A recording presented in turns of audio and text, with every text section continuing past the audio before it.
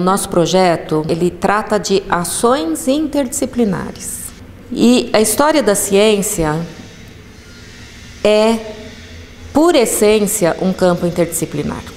Por quê? Porque os estudos se centram, sim, nos métodos de produção e comunicação do conhecimento científico, das ciências naturais, das humanidades também, mas é a interface da ciência com as humanidades. Isso que caracteriza o campo interdisciplinar da história da ciência. Eu nunca tive na minha vida que estudar tanto e nunca percebi que se tivesse que conhecer tanto de diferentes coisas como para fazer o doutorado em História da Ciência. Línguas diferentes que eu tive que aprender, consegui ler textos em línguas antigas, até aprender um pouco de latim foi necessário, conhecer bastante da epistemologia, conhecer a história do período que eu me propunha estudar, fatores geográficos, fatores sociais, fatores políticos, tudo isso interfere no estudo da história da ciência e não são fatores que estão no momento que a gente está vivendo.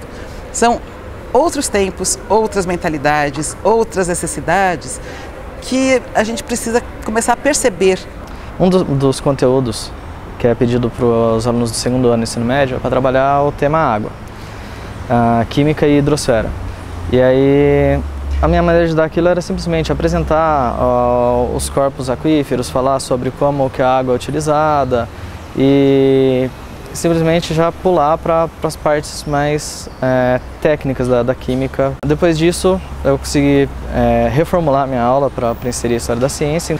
E aí agora eu consigo fazer, além de toda essa introdução sobre a água, a importância e tudo aquilo que a gente já costumava falar, eu consigo falar sobre os estudos que foram feitos sobre as águas minerais, como que ela foi vista através do tempo, como se deram os métodos para analisar a água que a gente utiliza ainda hoje, muitos deles.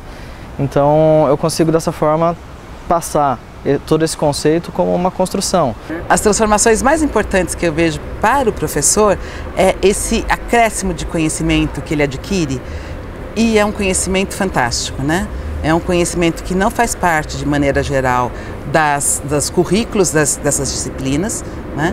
E traz uma visão de mundo completamente diferente do que se tem aquele que conhece apenas a sua disciplina. Essa questão da interdisciplinaridade, ela se dá mais efetivamente se você tem um objeto que exige um estudo interdisciplinar. Por eu estudar os herbários, eu fiquei pensando de que maneira eu podia apresentar o tema classificação das plantas para os alunos de uma maneira diferente. Apresentar uma classificação diferente de um período específico, que no caso é o período que eu estudo, que é o Renascimento. Então eu decidi construir junto com os alunos, desde a elaboração, a execução, a finalização, um herbário onde eles pudessem detalhar o vegetal com o máximo de detalhes possíveis.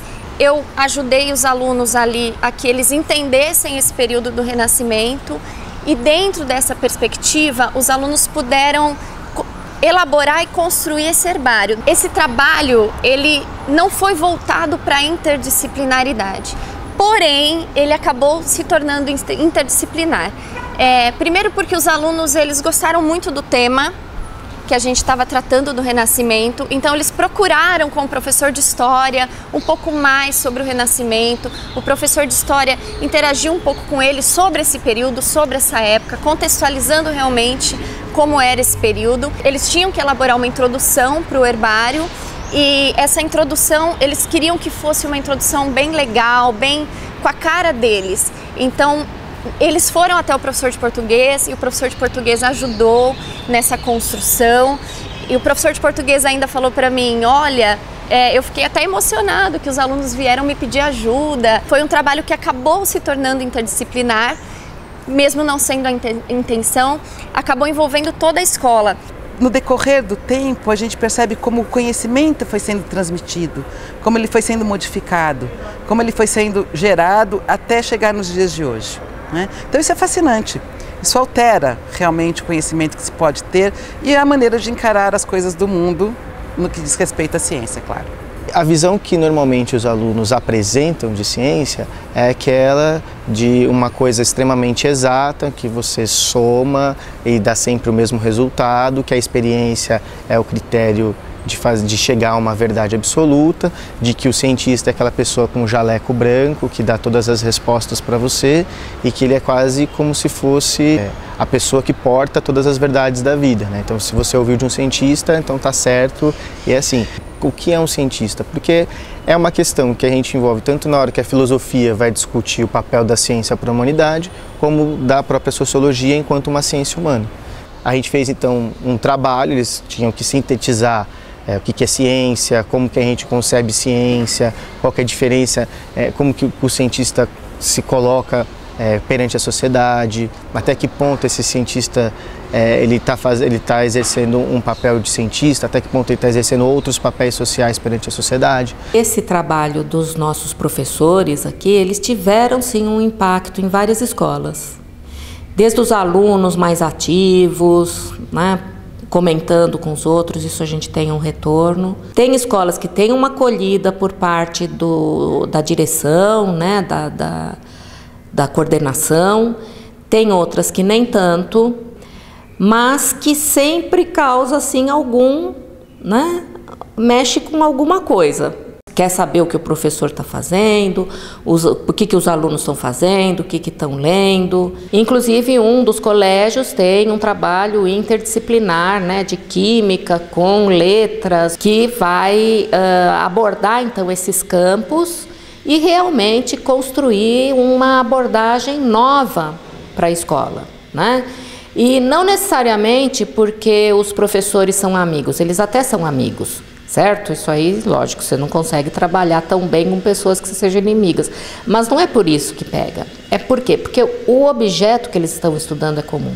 O que me trouxe até aqui foi uma amiga minha, né, Ana Flávia, que ela já faz parte do programa e ela já tinha uma sequência didática que é de um trabalho que ela desenvolve sempre com os primeiros anos. Eu aproveitei a sequência didática dela para inserir a minha. Os alquimistas, né?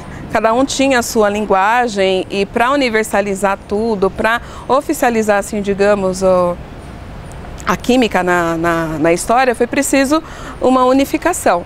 E eu estou entrando, então, na parte dessa unificação. A minha sequência didática é sobre a linguagem da química, né? Então, por que foi necessário deixar a química com uma linguagem universal? Essa relação das humanidades com as ciências, inclusive para a gente poder ter uma melhor compreensão do que seja o conhecimento científico e melhorar a sua produção, os aspectos tecnológicos também que influenciam na sociedade, tem que ter uma perspectiva que leve em conta os estudos nas humanidades.